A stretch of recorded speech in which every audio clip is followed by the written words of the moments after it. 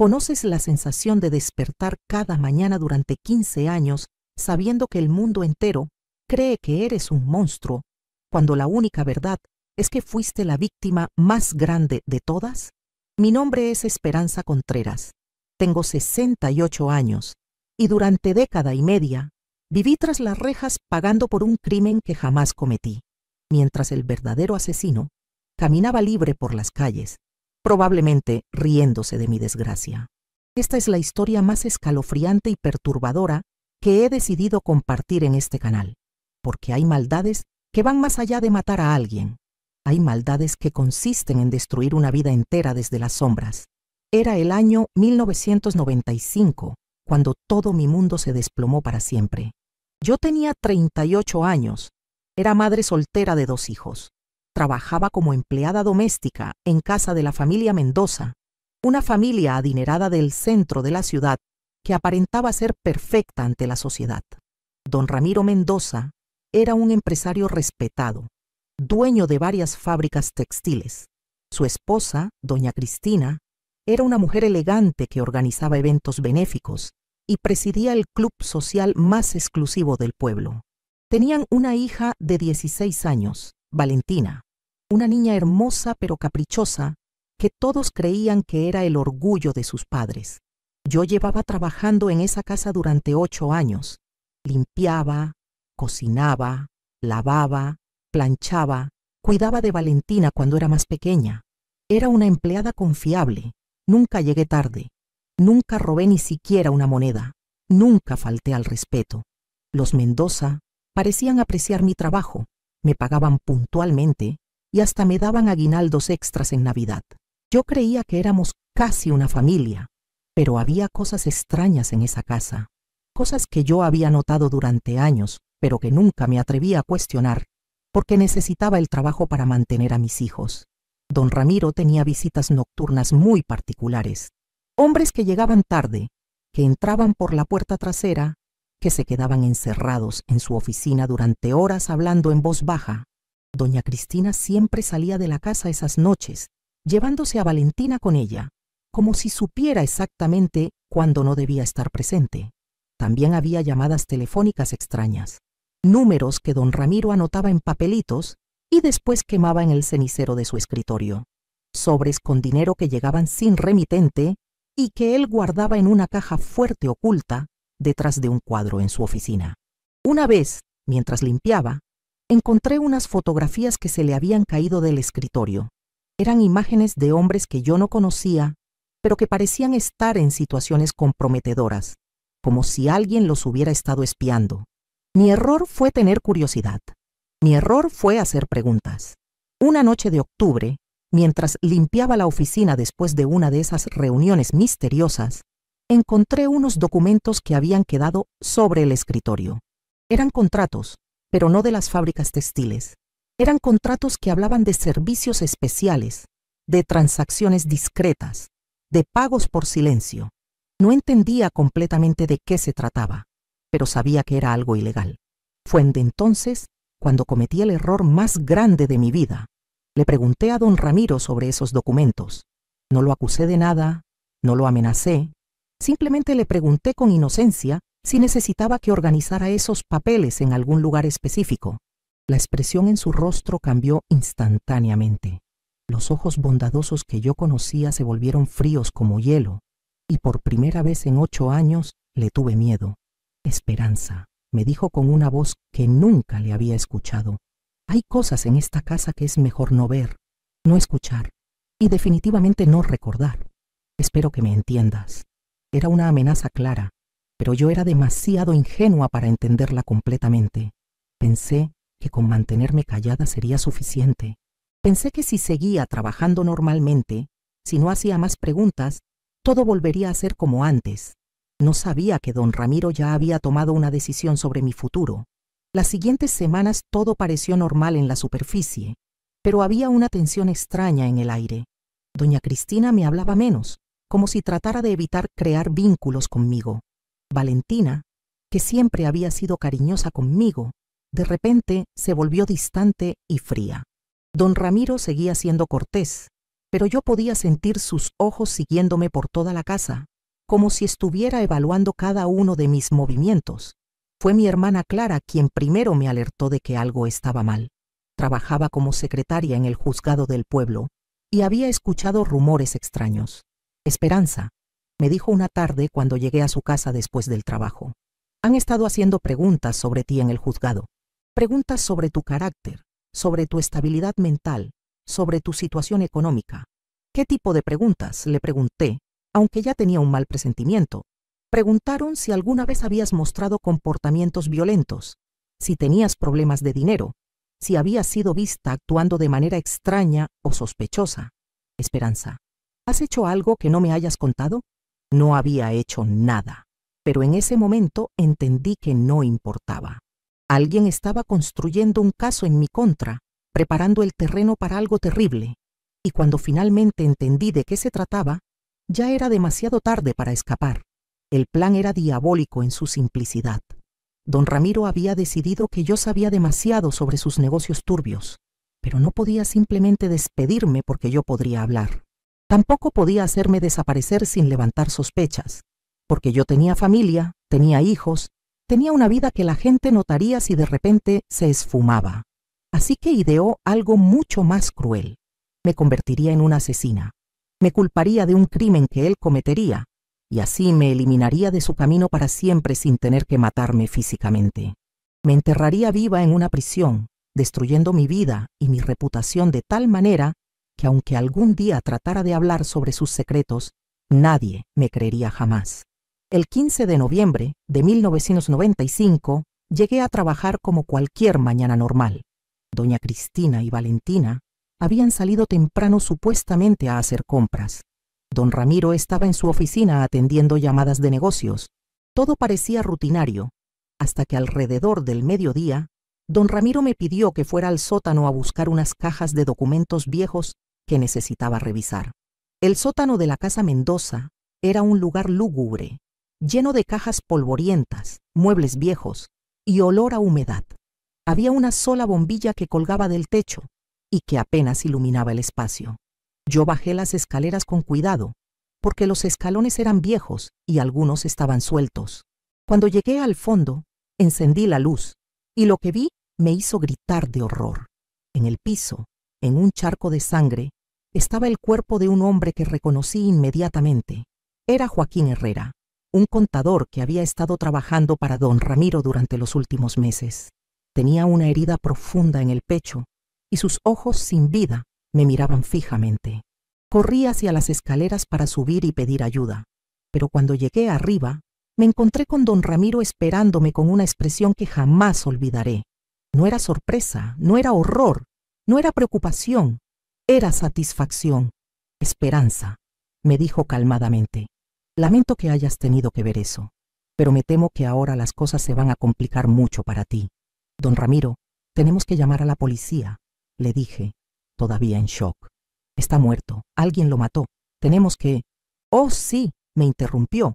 Alguien lo mató, alguien que tenía acceso a la casa, alguien que sabía dónde estaba guardado el dinero que Joaquín había venido a robar, alguien que lo siguió al sótano y lo apuñaló cuando él se resistió. En ese momento entendí todo. Joaquín no había venido a robar nada. Probablemente había descubierto algo sobre los negocios sucios de don Ramiro, igual que yo. Y don Ramiro lo había matado para silenciarlo. Pero ahora necesitaba un chivo expiatorio, y yo era la candidata perfecta. Nadie me va a creer, le dije, tratando de mantener la calma. Yo no tengo motivos para matar a Joaquín. Yo ni siquiera lo conocía bien. Ah, pero sí tienes motivos, respondió sacando unos papeles de su bolsillo. Joaquín descubrió que tú has estado robando dinero de esta casa durante años. Él vino hoy a confrontarte con las evidencias, y tú lo mataste para silenciarlo. Me mostró los papeles. Eran estados de cuenta bancarios a mi nombre que mostraban depósitos regulares de grandes sumas de dinero durante los últimos 3 años. Dinero que yo jamás había visto, cuentas que yo jamás había abierto, pero que tenían mi nombre y mi firma perfectamente falsificada. Joaquín era muy meticuloso, continuó don Ramiro. Había estado investigando las finanzas de esta casa por meses. Descubrió tu esquema de robos y venía hoy a decírmelo. Desafortunadamente para él, tú lo viste llegar, lo seguiste al sótano y lo mataste antes de que pudiera hablar conmigo. Era una trampa perfecta. Don Ramiro había estado preparándola durante meses, probablemente desde la noche en que yo había visto esos documentos comprometedores. Había creado evidencia falsa, había construido una narrativa creíble, había eliminado a dos problemas de una sola vez: Joaquín, que sabía demasiado, y yo, que también sabía demasiado. Cuando llegó la policía 1 hora después, encontraron exactamente lo que se suponía que tenían que encontrar.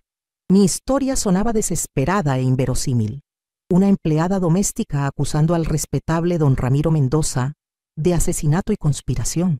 Una mujer pobre tratando de culpar a su empleador millonario de sus propios crímenes. Las evidencias eran abrumadoras en mi contra. Las cuentas bancarias falsas, los testimonios de testigos que habían visto discusiones entre Joaquín y yo, la ubicación del cuerpo en una parte de la casa donde yo tenía acceso regular. Don Ramiro había pensado en todo. Lo que no sabía entonces era que su plan era aún más elaborado de lo que yo imaginaba, y que las verdaderos horrores de mi historia apenas estaban comenzando, porque lo que me esperaba en prisión y lo que finalmente me liberaría 15 años después, iba a demostrar que hay maldades en este mundo que van más allá de lo que una mente normal puede concebir. La noche antes de mi juicio, mientras esperaba en mi celda, recibí una visita inesperada que me haría entender que yo no era la primera víctima de don Ramiro Mendoza y que tampoco sería la última. Y esa revelación me daría la primera pista sobre cómo, eventualmente, la verdad encontraría su camino hacia la luz. El juicio fue una farsa desde el primer momento. Mi abogado de oficio, un joven recién graduado llamado Luis Morales, parecía más interesado en terminar rápido el caso que en defenderme realmente.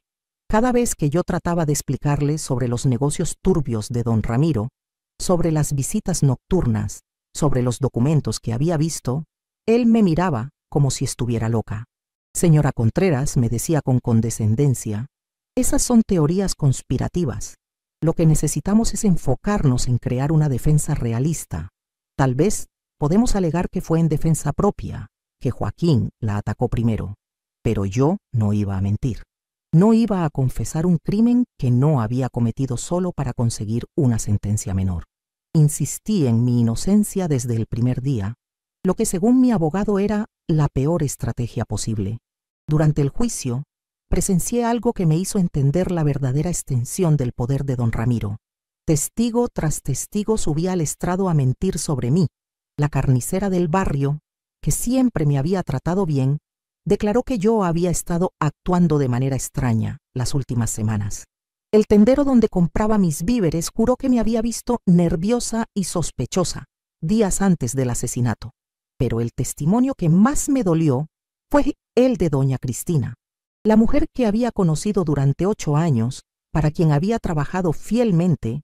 Subió al estrado vestida de negro como si fuera la víctima, y con lágrimas en los ojos declaró que había comenzado a sospechar que yo estaba robando dinero de la casa. Esperanza siempre tuvo acceso a todo, dijo con voz quebrada. A nuestras habitaciones, a la oficina de mi esposo, a nuestros documentos personales. Confiábamos en ella como si fuera de la familia. Nunca pensamos que fuera capaz de algo así. Lo que más me perturbó no fue la mentira, sino la actuación. Doña Cristina lloraba con una convicción que parecía genuina, como si realmente creyera lo que estaba diciendo, o como si hubiera ensayado tanto esas lágrimas que ya se habían vuelto reales para ella. Don Ramiro también testificó, por supuesto. Se presentó como el empleador generoso que había confiado en una mujer necesitada, solo para ser traicionado de la manera más vil. Habló de cómo había tratado de ayudarme económicamente, de cómo había cerrado los ojos ante pequeñas irregularidades porque entendía mi situación como madre soltera. Joaquín Herrera era mi contador de confianza, declaró con voz firme. Vino a mi casa esa mañana para informarme sobre ciertas discrepancias que había encontrado en las finanzas del hogar. Era un hombre meticuloso, honesto. Su muerte es una tragedia que podríamos haber evitado si yo hubiera actuado antes sobre las sospechas que tenía. El fiscal presentó las evidencias como si fueran irrefutables. Las cuentas bancarias falsas, por supuesto, los testimonios de los vecinos. Pero también había algo más. Una carta supuestamente escrita por Joaquín antes de su muerte, dirigida a don Ramiro, en la que detallaba sus descubrimientos sobre mis robos. Cuando vi esa carta, supe que don Ramiro había estado planeando esto durante mucho más tiempo del que yo había imaginado. La letra era perfecta, la información era detallada, y hasta la tinta parecía tener la antigüedad correcta. Era una falsificación magistral. Mi abogado apenas hizo preguntas durante el contrainterrogatorio. No cuestionó las evidencias, no investigó los antecedentes de los testigos, no pidió análisis forenses adicionales. Cuando le pregunté por qué no estaba luchando por mí, me miró con una expresión extraña. Señora Contreras, me dijo después de una de las audiencias, hay batallas que se pueden ganar y batallas que es mejor no pelear. Esta es una de esas que es mejor no pelear demasiado fuerte. Sus palabras me hicieron entender algo terrible. Don Ramiro había comprado no solo a los testigos y al fiscal, sino también a mi propio abogado. Estaba completamente sola contra un sistema que había sido manipulado desde el principio. El veredicto llegó después de solo 3 horas de deliberación. Culpable de asesinato en primer grado. La sentencia: cadena perpetua sin posibilidad de libertad condicional durante los primeros 15 años. Cuando el juez leyó la sentencia, miré hacia la galería y vi a don Ramiro sentado en la primera fila. No estaba celebrando ni sonriendo. Simplemente me miraba con la misma expresión fría que había tenido el día que encontré el cuerpo en su sótano. Era la mirada de alguien que había completado exitosamente una tarea desagradable, pero necesaria. Los primeros años en prisión fueron los más duros de mi vida, no solo por las condiciones, que eran brutales, sino por el aislamiento emocional de saber que el mundo entero creía que yo era una asesina. Mis hijos, que entonces tenían 12 y 14 años, fueron a vivir con mi hermana Clara. Al principio me visitaban regularmente, pero con el tiempo las visitas se hicieron menos frecuentes. Era comprensible. ¿Cómo explicas en el colegio que tu madre está en prisión por asesinato? ¿Cómo construyes una vida normal cuando cargas con ese estigma? Poco a poco, mis hijos empezaron a crear una nueva realidad en la que su madre había muerto, porque era más fácil que explicar que su madre era una criminal. Mi hermana Clara fue la única que nunca perdió la fe en mi inocencia, pero incluso ella comenzó a dudar después del 3er año. Esperanza, me dijo durante una visita, tal vez es hora de que aceptes lo que pasó y trates de seguir adelante. Tal vez bloqueaste el recuerdo porque era demasiado traumático. Era como si el mundo hubiera conspirado para hacerme dudar de mi propia realidad.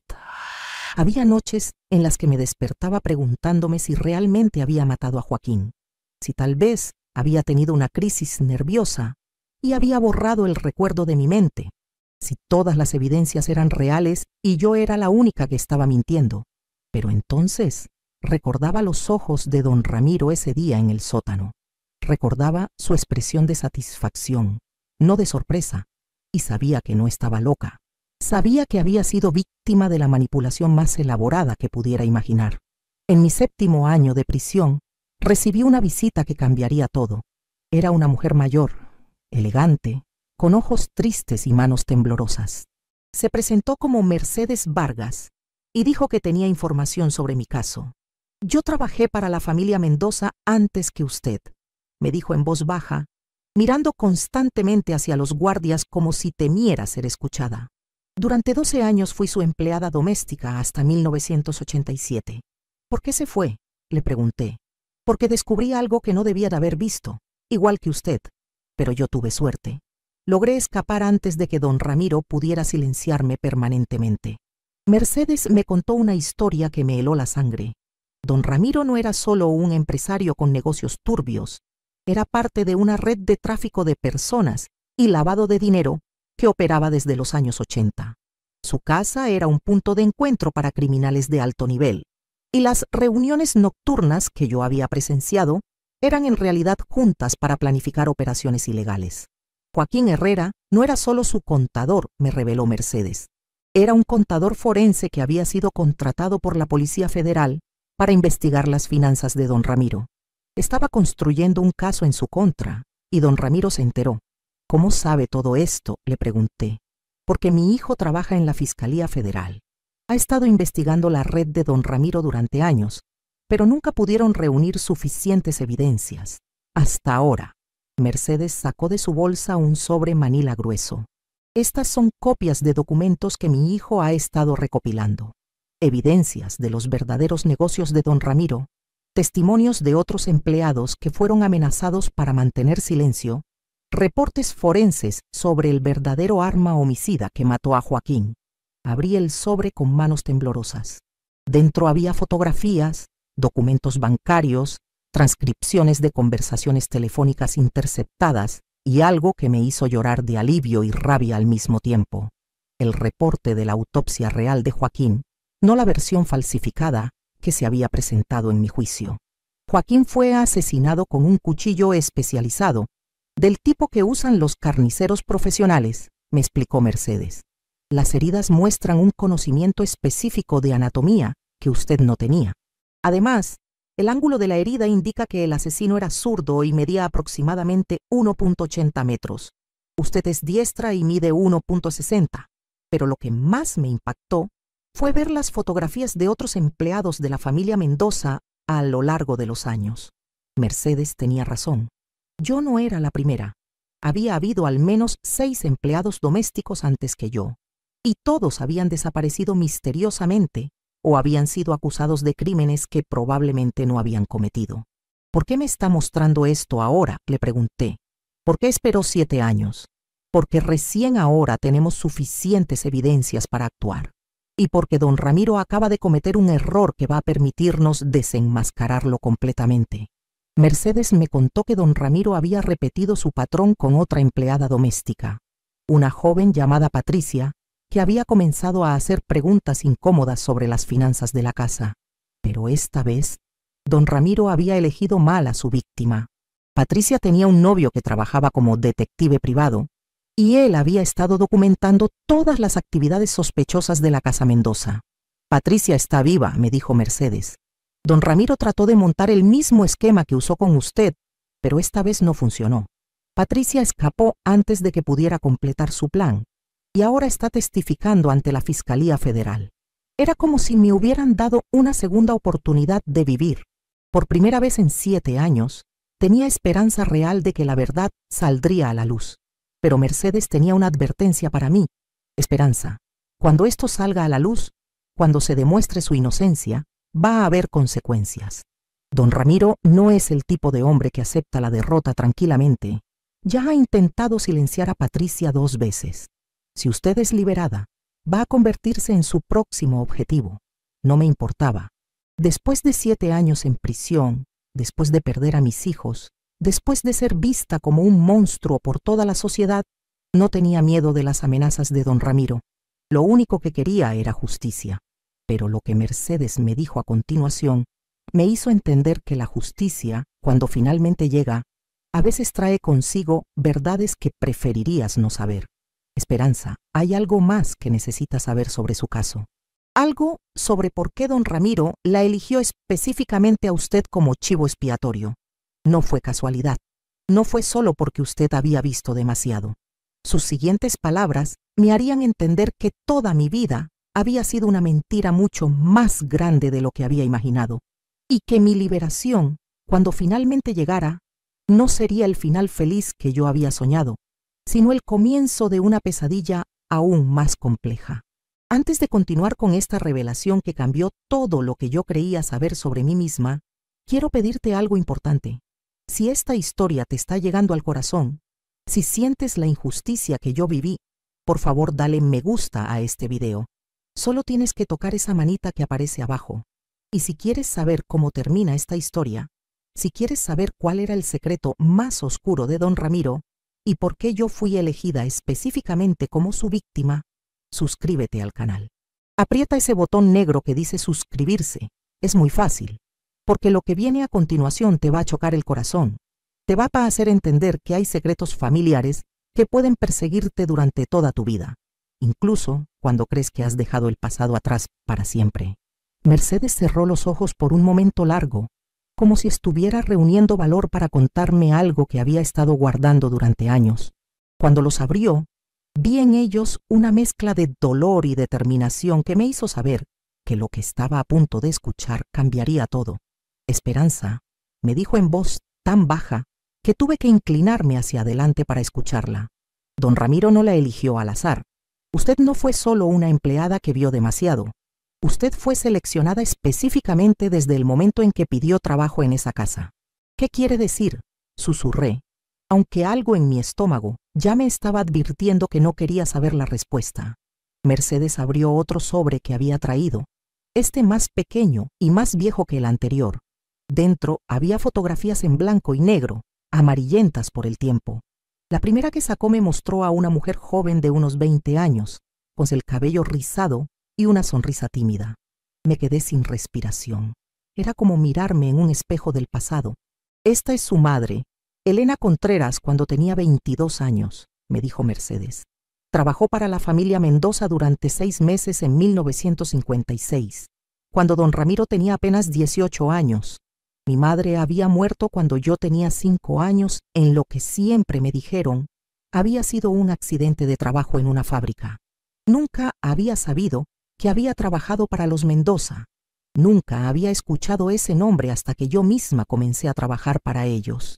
Su madre descubrió algo sobre el padre de don Ramiro, don Aurelio Mendoza, continuó Mercedes. En esos tiempos la familia Mendoza ya estaba involucrada en negocios sucios, pero a menor escala. Don Aurelio tenía un negocio de préstamos ilegales y cobranzas violentas. Elena encontró documentos que probaban que él había ordenado el asesinato de varias personas que no podían pagarle. Mercedes me mostró otra fotografía. Mi madre con un bebé en brazos. El bebé era yo. Elena estaba embarazada cuando empezó a trabajar para los Mendoza.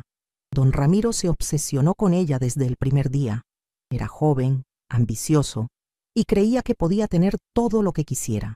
Cuando su madre se negó a sus avances, él decidió que si no podía tenerla, nadie podría. Las piezas de un rompecabezas que nunca supe que existía comenzaron a encajar en mi mente. El accidente en la fábrica, murmuré. No fue un accidente. Don Ramiro arregló para que su madre fuera enviada a trabajar a una de las fábricas más peligrosas de la ciudad, con máquinas defectuosas que él sabía que fallarían. Elena Contreras fue asesinada porque se negó a los avances de don Ramiro y porque sabía demasiado sobre los crímenes de su familia. Me quedé en silencio durante varios minutos, tratando de procesar esta información. Mi madre no había muerto en un accidente laboral común. Había sido asesinada por el hijo del hombre para el que trabajaba, el mismo hombre para quien yo había trabajado durante 8 años, sin saber nada de esta historia. ¿Por qué nadie me contó esto?, pregunté finalmente. Porque nadie lo sabía, excepto don Ramiro. Él se aseguró de que no quedaran rastros, de que no hubiera testigos, pero guardó las fotografías de su madre como trofeos.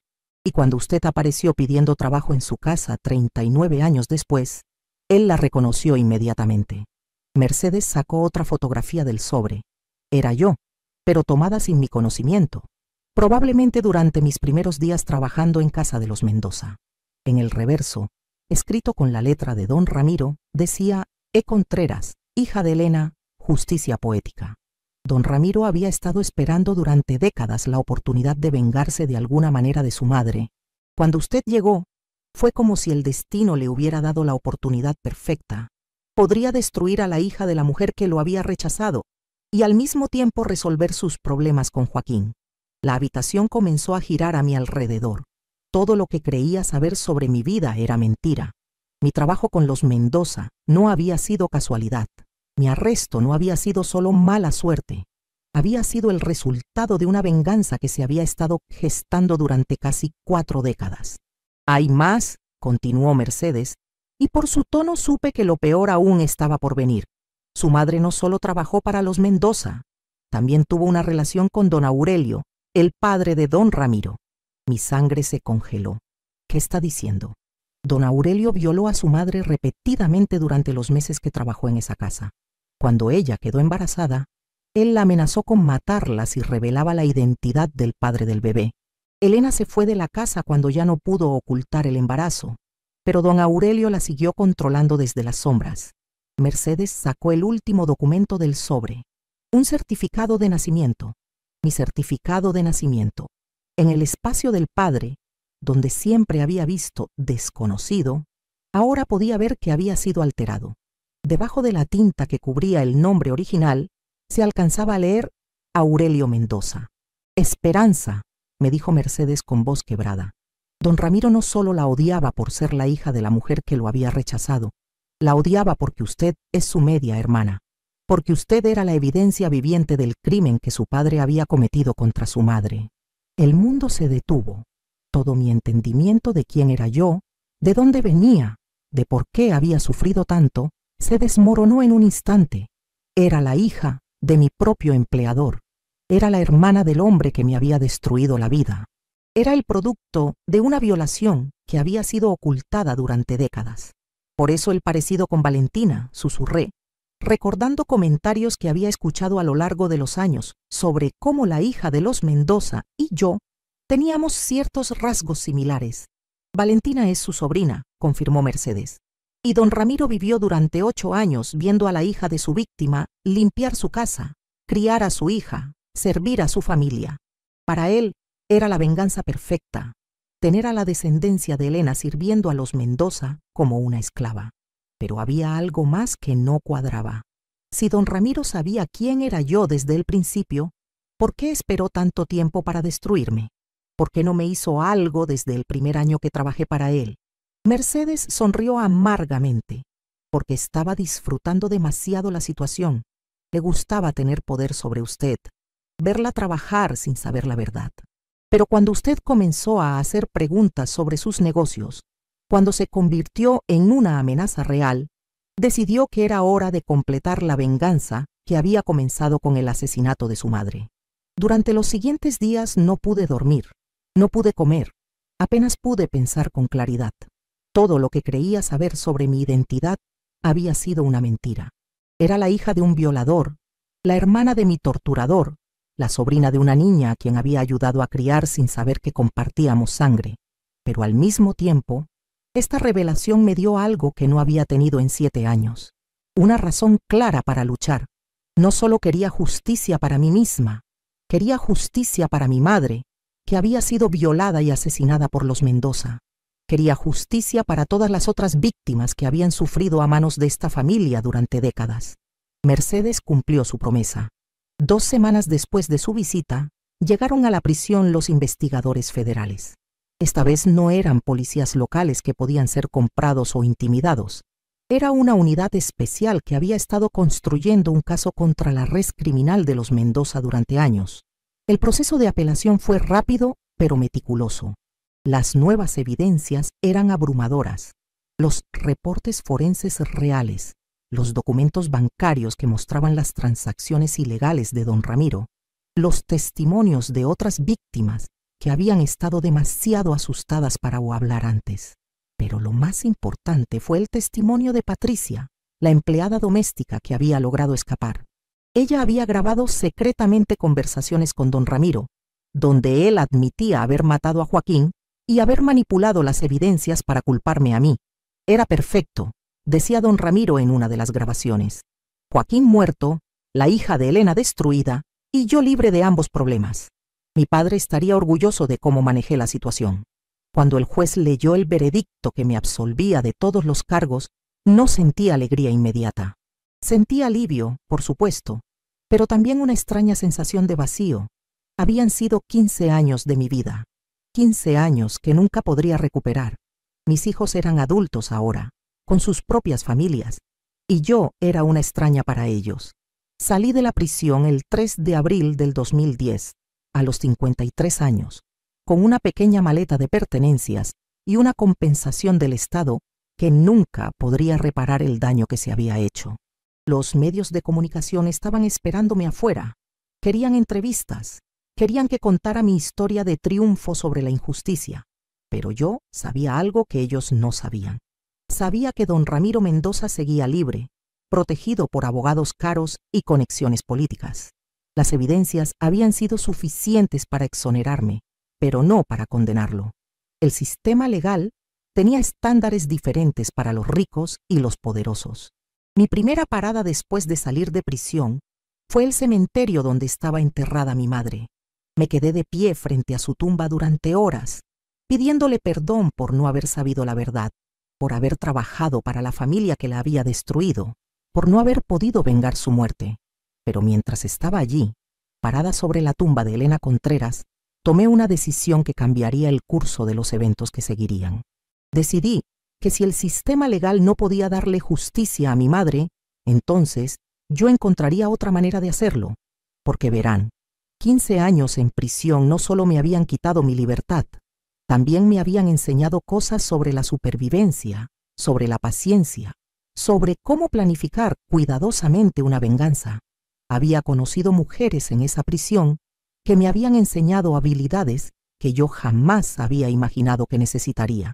Y don Ramiro Mendoza estaba a punto de descubrir que destruir la vida de una mujer inocente durante décadas había sido el error más grande de su vida, porque la hija de Elena Contreras había aprendido a ser paciente, había aprendido a ser calculadora, y había aprendido que a veces la justicia real tiene que venir de nuestras propias manos. Lo que pasó en los meses siguientes a mi liberación es algo que las autoridades nunca pudieron probar completamente. Pero don Ramiro Mendoza, el hombre que había asesinado a mi madre y destruido mi vida, finalmente recibió la justicia que se merecía, y yo finalmente pude dormir en paz, sabiendo que la venganza que había comenzado hace 50 años había llegado a su fin. Los siguientes 6 meses los dediqué a estudiar a don Ramiro como él me había estudiado a mí. Seguí sus rutinas, mapeé sus movimientos, identifiqué sus vulnerabilidades. A los 67 años seguía siendo arrogante y confiado, convencido de que su dinero lo protegería para siempre. Descubrí que tenía diabetes severa y que se inyectaba insulina 2 veces al día. También descubrí que su nueva empleada doméstica era una mujer joven y vulnerable, exactamente el tipo de víctima que él prefería. No podía permitir que el patrón se repitiera. El 15 de noviembre del 2010, exactamente 15 años después del día que cambió mi vida para siempre, don Ramiro Mendoza fue encontrado muerto en su oficina. Aparentemente había sufrido un shock diabético después de una inyección accidental de demasiada insulina. La autopsia mostró niveles extremadamente altos de insulina en su sangre, pero también trazas de una sustancia que ralentizaba el metabolismo y hacía que la insulina fuera más letal. Una sustancia que yo había aprendido a extraer de ciertas plantas durante mis años en prisión, gracias a una compañera que había sido herbolaria antes de ser condenada por envenenar a su esposo abusivo. La investigación concluyó que había sido un accidente. Después de todo, ¿quién sospecharía de una mujer de 53 años que acababa de salir de prisión y que aparentemente estaba tratando de reconstruir su vida? Los medios de comunicación reportaron la muerte como el final trágico de una saga familiar marcada por el crimen. Doña Cristina heredó la fortuna, pero murió de un infarto 6 meses después, aparentemente por el estrés de los escándalos. Valentina vendió todas las propiedades y se mudó a otro país, llevándose consigo los secretos que quedaban. Yo me reuní con mis hijos después de 17 años. Fue difícil, doloroso, pero gradualmente comenzamos a reconstruir una relación. Ellos nunca me preguntaron directamente sobre la muerte de don Ramiro, pero a veces los veía mirándome con una expresión que me recordaba a los ojos de mi madre en esas fotografías viejas. Usé la compensación del Estado para abrir una pequeña panadería en el pueblo donde crecí. Contraté solo a mujeres que habían sido víctimas de injusticias del sistema, mujeres que necesitaban una segunda oportunidad. Algunas de ellas también habían aprendido cosas interesantes durante sus años difíciles. Durante los siguientes años, varios hombres poderosos que habían estado conectados con la red de los Mendoza murieron en circunstancias extrañas, pero aparentemente naturales. El fiscal corrupto que había manipulado mi juicio sufrió un derrame cerebral después de comer en un restaurante. El juez que me había condenado tuvo un ataque cardíaco mientras nadaba en su piscina privada. Mercedes Vargas se convirtió en una amiga cercana. A veces nos sentábamos en mi panadería por las tardes, tomando café y recordando a las personas que habíamos perdido. Nunca hablábamos directamente sobre justicia o venganza, pero había un entendimiento silencioso entre nosotras. ¿Sabes qué es lo más extraño de todo esto?, me dijo una tarde. Que al final la verdad siempre encuentra una manera de salir a la luz. Sí, le respondí. Y a veces la justicia también encuentra su camino, incluso cuando los tribunales fallan. Ahora tengo 68 años y camino libre por las calles de mi pueblo. La gente me saluda con respeto. Me conocen como la mujer que sobrevivió a una injusticia terrible y que reconstruyó su vida con dignidad. Algunos me ven como una heroína, otros como una superviviente, y unos pocos, los más perceptivos, me ven como lo que realmente soy. Una mujer que aprendió que a veces tienes que convertirte en lo que más odias para proteger lo que más amas. ¿Maté a don Ramiro Mendoza? ¿Orquesté la muerte de los hombres que destruyeron mi vida y la vida de tantas otras mujeres? Esa es una pregunta que nunca responderé directamente. Pero lo que sí puedo decir es que duermo mejor por las noches sabiendo que hay menos depredadores en el mundo. Mi madre, Elena Contreras, murió sin ver justicia por su violación y asesinato, pero su hija vivió lo suficiente para asegurar que los hombres que la destruyeron pagaran por sus crímenes. No de la manera que hubiera preferido, no a través de los tribunales y la ley, pero sí de una manera final y definitiva. Soy una asesina como me acusaron durante 15 años. Tal vez ahora lo soy. ¿Soy una víctima que finalmente encontró su voz? También. Soy una madre que protegió no solo a sus propios hijos, sino a las hijas de todas las mujeres que no pudieron protegerse a sí mismas. Definitivamente, la línea entre víctima y victimaria es más delgada de lo que la gente quiere admitir. Y a veces, para que la justicia realmente se haga, tienes que estar dispuesta a cruzar esa línea y vivir con las consecuencias. Si esta historia te ha conmovido, si te ha hecho pensar sobre la verdadera naturaleza de la justicia, dale me gusta a este video. Toca esa manita que aparece abajo. Y si quieres seguir escuchando historias de mujeres como yo, mujeres que han enfrentado lo peor de la humanidad y han encontrado maneras de sobrevivir, suscríbete al canal. Aprieta ese botón negro que dice suscribirse. Cuéntame en los comentarios, ¿crees que hice lo correcto al tomar la justicia en mis propias manos? ¿O crees que me convertí en lo mismo que combatía? ¿Has enfrentado alguna injusticia que el sistema no pudo resolver? Todos los días estamos aquí con nuevas historias que te van a dejar sin aliento. Historias que te van a hacer cuestionar todo lo que creías saber sobre el bien y el mal. Porque al final, todas tenemos un lado oscuro y todas somos capaces de más de lo que imaginamos cuando nos empujan demasiado lejos.